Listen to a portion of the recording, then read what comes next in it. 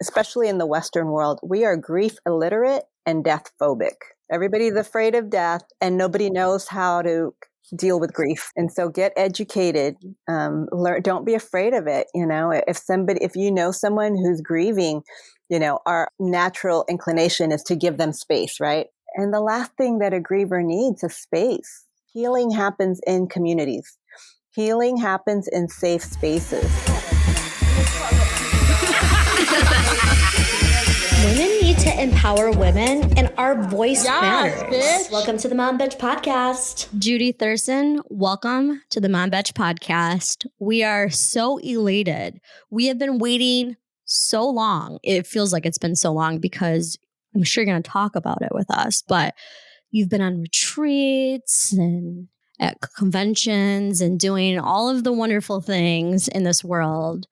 But we are so excited to talk to you because you're inspirational, but you're also just simple. It's just so simple to love you. So I thought maybe our first question could be, who's Judy? Who's Judy? Gosh, we don't have enough time for that answer.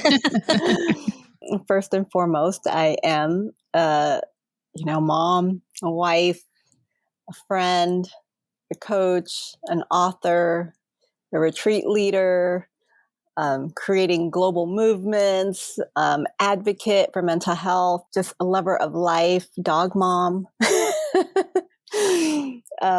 loves tacos. I mean, gosh, there's so many things. For most of all, I think it's truly somebody who loves life and lives it to the full.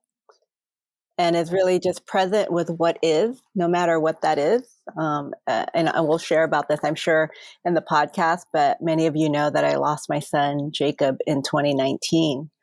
And I'm just a living example of that. You can still thrive and live your life after such tragedy. And how do you be present with it? How do you allow the bad things in our life to propel us to do greater things and have a purpose and really help serve in this world with the hard things that we've learned. So, it's all the things. And I'm so excited to be here with you guys and dive into every detail. Okay. So before we dive into it, my girlfriend, Erin, goes to your studio in Scottsdale. Can you tell us about this fabulous studio? Yes, she told me the other day. So I opened up a studio 2021. And, it's right after COVID. Yeah. Like, who opened the business during COVID? It's like, I do. And really what it was is this kind of in your face, mom, boss babe kind of resilient attitude of no one's going to give it to you. No one's going to give you anything in life. You have to go get it. Mm-hmm. So the name of the studio is Get It Movement. And really our tagline is that you are the hero you've been waiting for.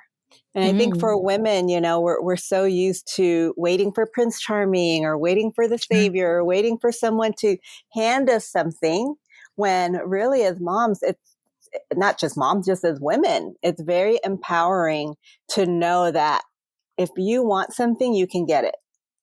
Anything. And that is anything. And so that is the heart of our studio. It's a Pilates-based studio, HIIT Pilates. We have 6 machines, so it's a very boutique. We love it. We've attracted the most incredible clients. If you come to our studio, you'll see that each machine, we have 6 of them, are named our core values. So every day you can be on fearless, you can be on courage, you can be on empower, you can be on inspire, you can be in integrity, or you can be in community. So those are all the things that we hold near and dear to our heart. And honestly, those are the people that we've attracted to the studio, are women who are all those things and more. Yeah. So something we're very proud of. We are rated, top studio in Scottsdale. And we've cultivated such an amazing community there. You're looking to branch out to Florida? We are in the works of branching out. I don't know how far east, but yeah. I think what's incredible is you open this up after the tragic loss of your son. Can you give us, a little bit about him and kind of where he followed you onto this next journey? But you've had like a double rag to riches story. Like you have full circle time again, come back, like you're resilient. Yes, absolutely. Gosh, yeah. So full circle, back in 2009, when everybody lost everything, we were included in that number, or the first, Yeah. housing bubble, or not the first, but the one that we were all a part of. Mhm. And, we went from living in the $1 million house up on the hill and having 5 cars and all the Rolex and all the things, to having absolutely zero, almost, in like a year's time. And, Jacob at the time was probably 9 or 10. And so he kind of grew up in this, I could have whatever I want. If I want those shoes, I get those shoes. If I want to, he was lived pretty charmed life. Right. Mhm. And when we lost everything, we had to reinvent ourselves and start over pretty much. At the same time, all this is happening, we're taking care of my mother-in-law who had a stroke. And she was 63 when she had the stroke. So she had no insurance. She had, we had to pay everything out of pocket. So not only did we lose all the homes and everything in the market, we lost all of our savings, everything, lost it all. Mm-hmm. So we moved to Austin, Texas, to kind of reinvent ourselves and start over.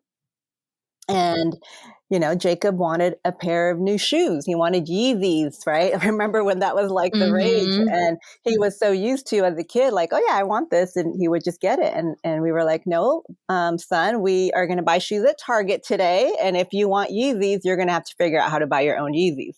And that's where that trajectory started for him, as he taught himself how to produce music online. He taught himself how to mix and master music. He taught himself, just how to rap and how to sing and do all these things. And it was all for fun. And honestly, it was so that he can buy shoes. That was the whole motivation for him starting that. But what he didn't realize is he uncovered this gift that he had of music, self-taught, super genius, prodigy kid. Next thing you know, by age, 14, 15, he's like making more money than we are online, selling music, selling to artists that you hear on the radio. And people didn't know that it's just some kid in his bedroom making music, That's producing. incredible. Yeah, it's pretty amazing. So by the time he was 17, he's being scouted by recording companies. And, Eric and I thought, is this a prank? Is this, now with internet, anyone can say they're anybody. I believe it was Atlantic finally tracked us down. The same people that discovered Ed Sheeran and Bruno Mars found Jacob on the internet, on YouTube, and were like, we want to sign him. And so by 17, he ended up being signed to Atlantic Records, Oh. moved to California, did the whole hip hop artist, rapper, and obviously that is that whole world, the genre of music, especially that he was a part of, is, it was very dark, and there's a lot of influence. And even though we raised him, we homeschooled him. We were the family that went to church 3 times a week, right? We were the ones, like, this kind of stuff happens to those families, right? You never think it's going to happen to your family, but unbeknownst to us, Jacob was so isolated in his music, in his room, and his depression and anxiety just got worse and worse. And as a true artist, he was putting out his emotions through his music. And that's why he got so popular, because he was reaching so many kids with his authenticity, with his lyrics, with his pain, with his, hardships, right? And as a mom of somebody who's been through, hell and back several times, growing up with lots of trauma, being a runaway, hanging out with gang members and drugs and, all the things, I thought I was doing my best to protect my son and isolate him from all of this. But with the internet and just all the things that are online, like, it's really I mean, I could have locked him in the basement with nothing, and I'm sure he still would have found a way. Yeah. Right? These kids are so Yeah, resilient, it's scary. and it is scary, you know. But at the same time, we gave him freedom too, because you know, sure, we could have locked him in the basement, and you know what would happen? Like, you know, my husband and I both knew, you know, we have to let him spread his Right. wings, and he's going to have to learn and build character in that way. And Eric and I were stupid teenagers. We would have never in a million years imagined that this would happen to Jacob, right? We thought, hey, they're going to do stupid things. They're going to experiment. Like that's what we did. We're okay. We're here. We live to tell about it. But honestly, you guys, kids these days, they don't have that luxury anymore.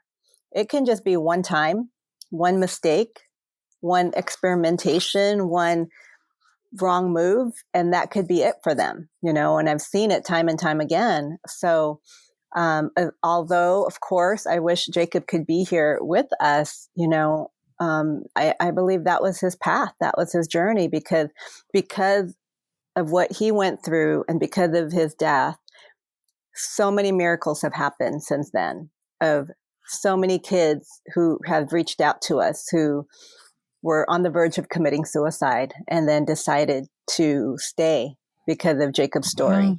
Yeah. A lot of kids who were addicted to drugs who, after hearing Jacob's story, realized, you know what, I have a problem and I want to go to rehab, and turn themselves into their parents and, you know, people that love them. And, you know, a lot of grieving families and parents who have lost kids or are struggling with their own children. And, you know, I've been able to be there as a support to them, to walk beside them. So although, of course, I would not wish this on anyone, you know, we really are creating purpose for the pain that we've been through.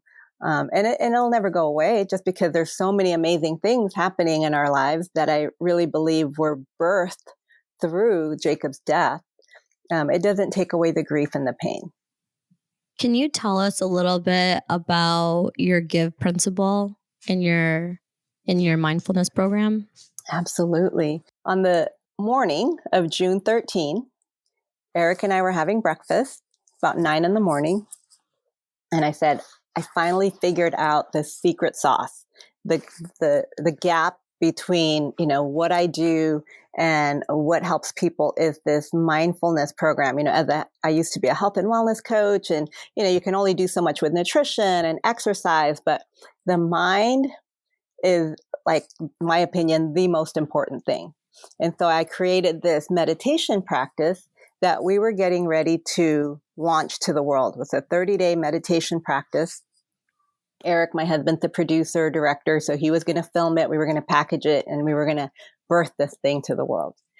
And that morning, I remember telling Eric, hey, I really want to do this, but I'm a little apprehensive because every time I want to do something big like this, something bad happens to Jacob. At this time, Jacob was in LA. He was, you know, doing his recording contract, and he had been very stable. Like, prior to that, for the last couple of years, we had struggled with some addiction stuff and in and out of rehab, but he was in a, you know, peaceful season, sober season. He was doing really well. And Eric just reassured me. He says, don't worry, you know, nothing's going to happen. Like, we need to do this. This is your thing. We need to do this. And I said, okay. So Eric goes off to work. And about an hour and a half later, I get a phone call from Jacob's girlfriend saying that he was found unresponsive and he was being rushed to the emergency room. And so little did I know, this very thing that I thought I was going to birth into the world was the very thing that was going to hold me steady together during this, like, most tragic part of my life. So these principles that I used, that we were going to birth, were the principles that I used for myself the moment that we got that phone call. And so the GIVE principle is an acronym. Okay. G stands for groundedness, grounding. So just taking a few deep breaths, grounding, like getting really in your body, being present. Because suffering happens when we're not in the present moment, right? In the past, where all the regrets and the fears and all the what ifs, shoulda, coulda, woulda, or the future, of what hasn't happened yet, the anxiety of like what's going to happen and, all the things, right? Fear. Mm-hmm. So being grounded for me was my saving grace, because I know that if I can be present right here, I'm safe. And at the time, Jacob's still here. He's alive. Okay, let's just take one moment at a time. So G stands for grounding. I stands for intention, setting your intention for the day. And for me, as a Christian, as a believer, I would ask God to, through the Spirit, give me a word that I'm supposed to hang on for the day. Sometimes it was a word, sometimes it was a phrase, sometimes it was a scripture, but something that I would listen and wait to hear. And so that very first day that I got the phone call, the word was surrender. Surrender. That's all we could do, right? I'm all the way in Arizona. Jacob was in California. We had to take that very long 7-hour drive to California. And all I could do was surrender, because there was nothing else I could do. And every time my mind would start to wander, I just bring it back into surrender. Breathe, ground, be present, surrender, saying that mantra over and over again. V, so GIV, so grounded, grounding, intention. V, visualization. Our minds are so powerful. Our minds don't know the difference between what's real or what's imagined, right? Your mind will inform how you're going to feel physically, your biology, your physiological, your emotions. And so I would set my mind into imagining and visualizing Jacob waking up and being okay and walking out of the hospital and all of us together. And so there was this visualizing the outcome that I want, right? And E stands for expressing gratitude. And we already know that gratitude rewires the brain. There's now lots of science that supports that gratitude, changes the atmosphere. But then there's a whole other level when you express that gratitude. Now you're putting that energy out there. Now you're speaking life, right? Now you're putting that positivity and that energy out into the world. And so expressing gratitude was really important for us to say out loud the gratitude that we had for all the family that came to visit, or all Jacob's friends that came to visit, or the nursing staff and the doctors, and really being vocal about that. And I remember being in the ICU and the nurses were just crying. They say, "We've never seen anything like this. ICU is where death happens, and you guys are bringing life just by the words that you're saying."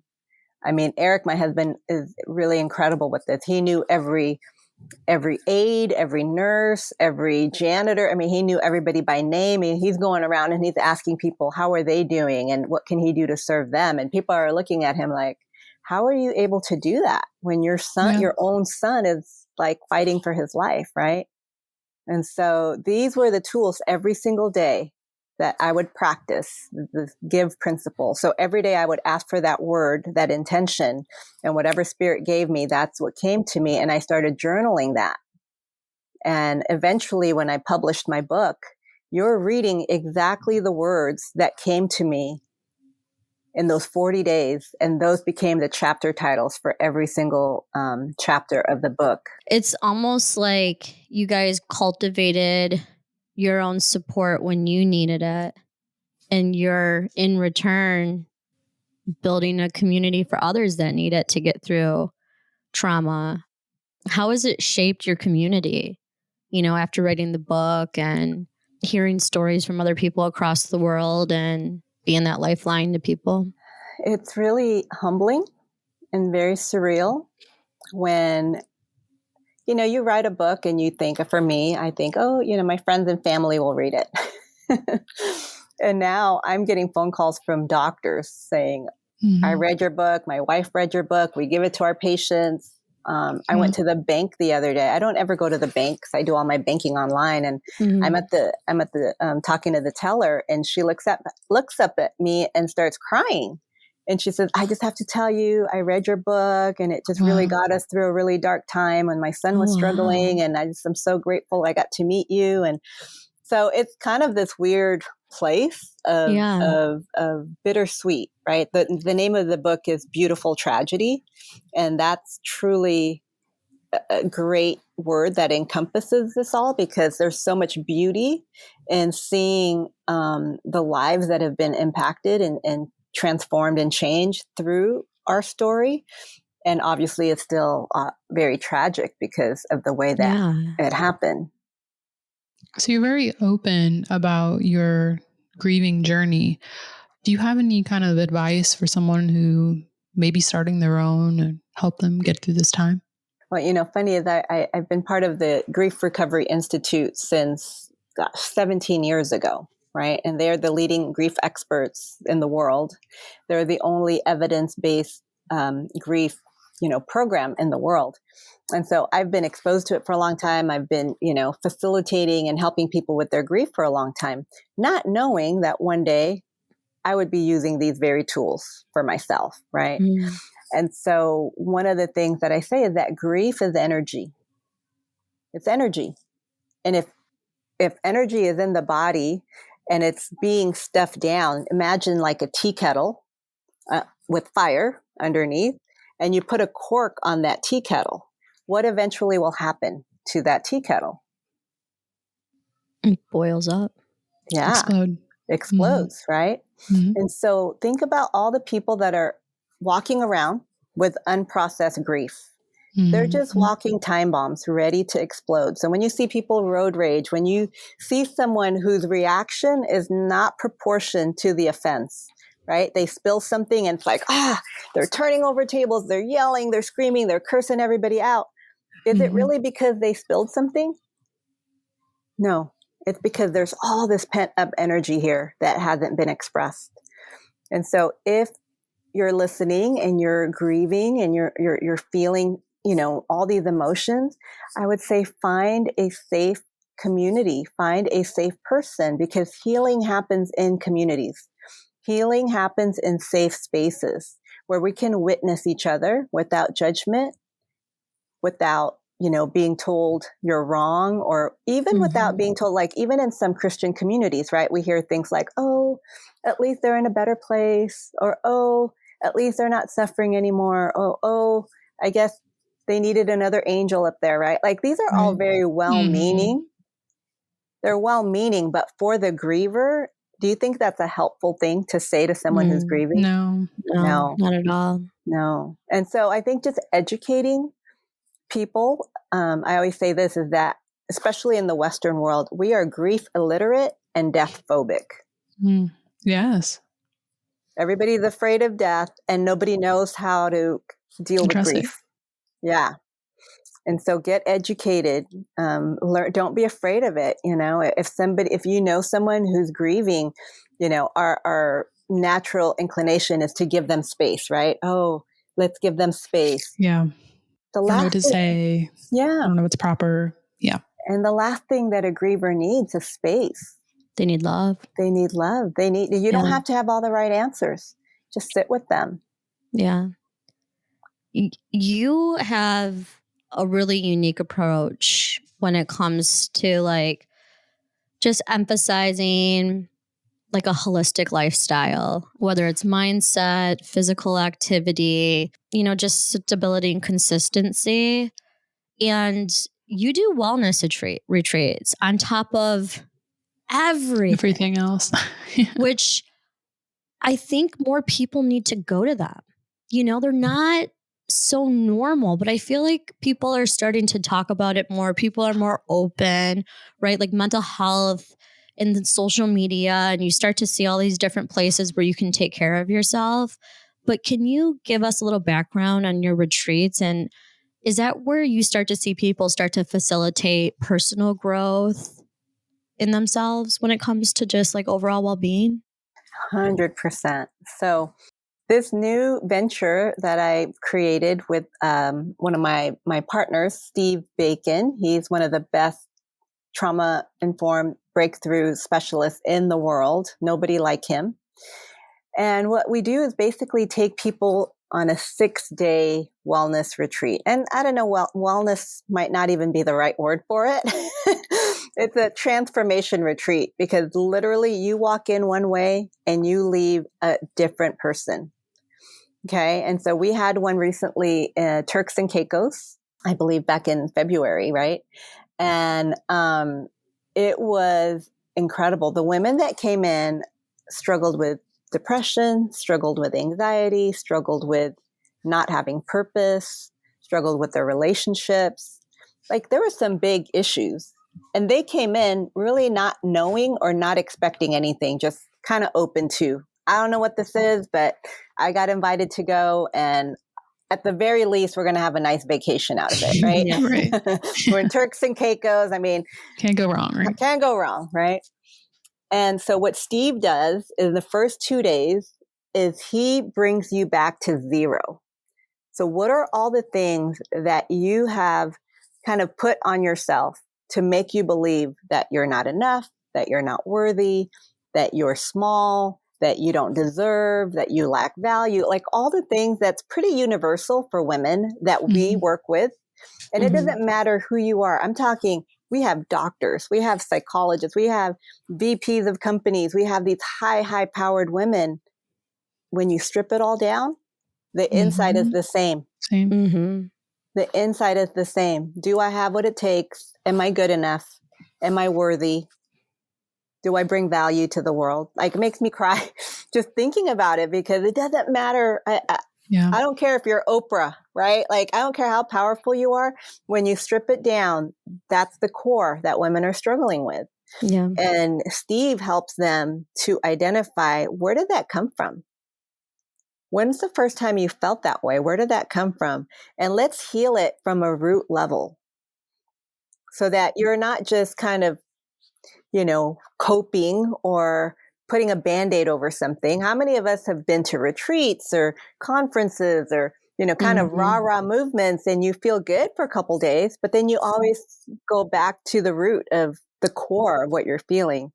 Steve knows how to go to the core and dig it out, and that you will never find it ever again. Wow. Mm-hmm. Powerful. I've never seen anything like it. He's the best there is at this type of work. So that's the first 2 days. The third day, we go out on an excursion, because trust me, you're going to need a little break after 2 days Yeah. with Steve Yeah. So Sounds like it. we're snorkeling, we're going out to dinner, we're getting dressed up, we're doing like all the fun stuff, right? But now you're free, because all the things that Yeah. you were carrying in with you is no longer there. You're exhilarated. You're exhilarated. Now you're ready. So then the next 2 days, they get to work with me. And I actually carry around a magic wand. They call me the fairy godmother. It's like, whatever you want, we're going to create it.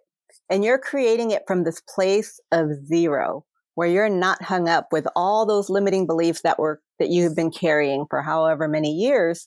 Now you can come from a place of, this is a clean slate. We can create anything here.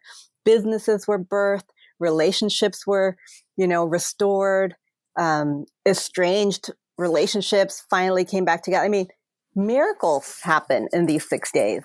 Wow. And so when we say it's a life-changing event, we're not just saying that as a marketing technique. Like, I will send you guys the link later, and you'll see the testimonials from the women that were there. And they could not believe that how quickly we were able to shift and deal with things that they've been working on for decades in therapy or in other things. So that's astonishing. How long have you guys been doing this together? Well, we've been doing it apart for a while. So, we've been colleagues, and, I respect his work and he respects mine. And this is the first time we've collaborated together. Yeah. Okay. So Turks and Caicos was our first retreat. Tulum, Mexico, July. Ooh. The last week of July will be our next one. So we still have spaces available, and we definitely would love to have you.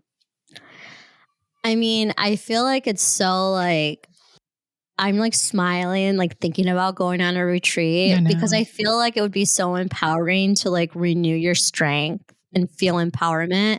Do you find a lot of women like connect to like passions that they have that they don't live? 100,000%. So many, I would say 99% of women that I know are living, and not even living, they're existing, they're settling. They go to a job that they hate. They stay in relationships where they're not respected.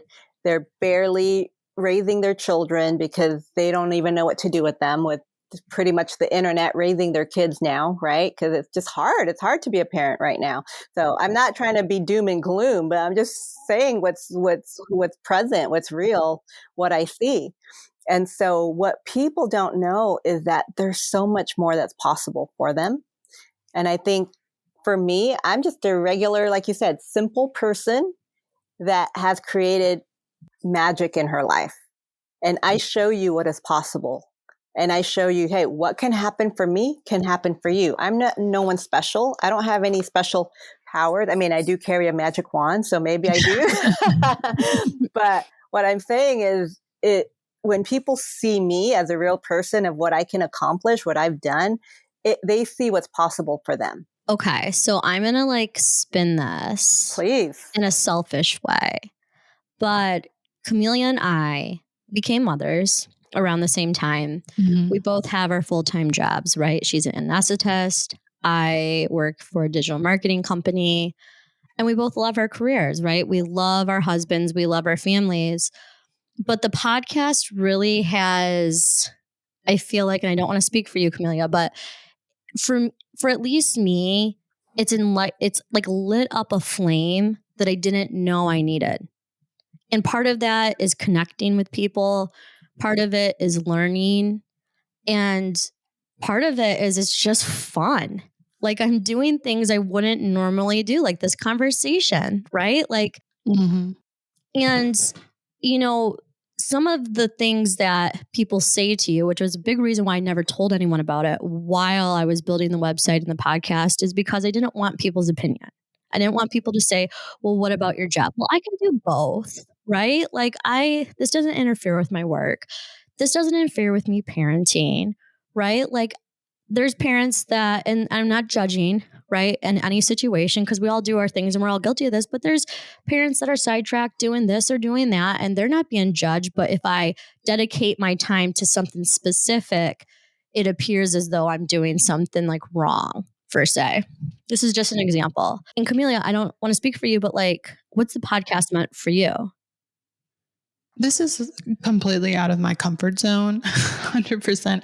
I am an introvert. She is. I think a lot inside my head. I don't ever verbalize these things. It's been very therapeutic. And this is almost like the perfect platform for me. And I tell Celia all the time, if it wasn't for her, I would obviously never, ever, ever do this in a million years. But it's allowed me to kind of just shed a lot of things that a lot of people just don't know, like my insecurities, what I felt about myself growing up. So it's been very therapeutic. I've been very honest, and it's hard. I've only joined like 2 months ago, but it's just hard to believe that this is my life now. I guess it's kind of like what Judy was talking about. It's just kind of what's inside of you. Like deep, deep, deep down, I have this podcaster laying down there. But yeah, I mean, it's been an amazing journey. It's only been 2 months. Yeah, I mean, we've gotten a lot done in 2 months. I think my question for you, coming from like two moms that are juggling a career and juggling a podcast, and this is a business, right? Like it's turning into a business. Not that we're trying to replace our jobs by any means, but this has now given us an opportunity to explore our passions. But I think both of us equally get in our heads sometimes when we're working hard and we put a post up and it's not getting as much as engagement as we want. Or we have this really great episode and maybe we were hoping, more people would listen to it. And I realized that when it comes to slow grinds, and what I mean by that is there's no instant satisfaction, right? It takes true hard work and consistency. You can get down on yourself. And I don't want to say like down on myself, like, oh, you're doing a bad job, but down on yourself as in like, wow, is this work worth it? And I know it is. And that's why we continue to do it. And we're doing great. Like our definition of success, I'm sky miles ahead of what I thought it would be. But it's still, right, you start to compare yourself to like Alex Cooper, like I've called her daddy, like all of these like crazy people. Mm-hmm. Do you have advice for us, right, where it's a long road, but you define your own success? And how do you balance that with like how other people define success? This is a juicy question. I love it. I love it. The first thing that comes to me, and I really encourage you both to meditate on this, make this your mantra, is that your audience is going to go last. And that is going to be the complete opposite than what you're told as a podcaster. And what I mean by that, your audience go last, is that if you're doing something because you're trying to please an audience or break a record or compare yourself to another podcast, or you're going to get lost in that. If you do it strictly because you love it and the only people that show up are us three, that's a win. And us three have the most incredible conversation and that's enlightened. We leave expansive, we leave inspired, we leave encouraged. And it's only us three, it's a win. Right? Because when you start thinking of like the metrics and, you know, the stats and the comparisons, you get outside of the heart, right? You're up here in your head instead of in your heart. So ask yourself, why am I doing this? And go back to that always. Why am I doing this? Yep. Go back to the basics. I love that. I always love asking questions, selfishly for me, because I love the free advice. But I also think it's, I mean, I do. I love free stuff. I'm Chinese. But also, though, I think it takes women like Camelia and I to be vulnerable and to ask these type of questions about our personal life for others to reflect on maybe situations that they're going through. So I love that. You know, a lot of times I feel like you are in subconscious competition just because of the world that we live in. And even though you're not projecting it on yourself, maybe it's a voice in your head, maybe it's someone that said something or someone that doesn't understand you, or, you know, it could be anything really surrounding you. But I need to do better at taking a step back from situations like that, because they come up for all of us all of the time, and just remind myself, like, no, I started this, whatever it may be, the podcast, right? A family, whatever it is. I started this for myself out of love. Yeah. And if I'm doing what I love, that's a win. That's right. That's right. And I already can tell that you guys you provide such an amazing platform and community, you know, for women because of who both of you are. Super open, vulnerable, you know, sharing, it's transparent. And that people need that. Women need that more and more. We don't need less of that. We just need more of that. So thank you for who you guys are and what you're doing and what you're providing. It's very needed. Ms. Judy struck a chord because you got me misty-eyed on that. I didn't realize that it was. You did. I think it stems back to my childhood. I was always the overachiever, the smart one. I always felt the drive to succeed and always know my next step. So I think subconsciously now it's turned into the podcast, since I'm not in school anymore. And this is the first thing I've really, really thrown myself into since school. So anyways, thank you. No, it's good though, because like, I feel like there's a lot of people that may be listening. And if you're listening and you're kind of like, I want to start this thing, but I don't want to fail. You only define what failing is because you live for yourself, right?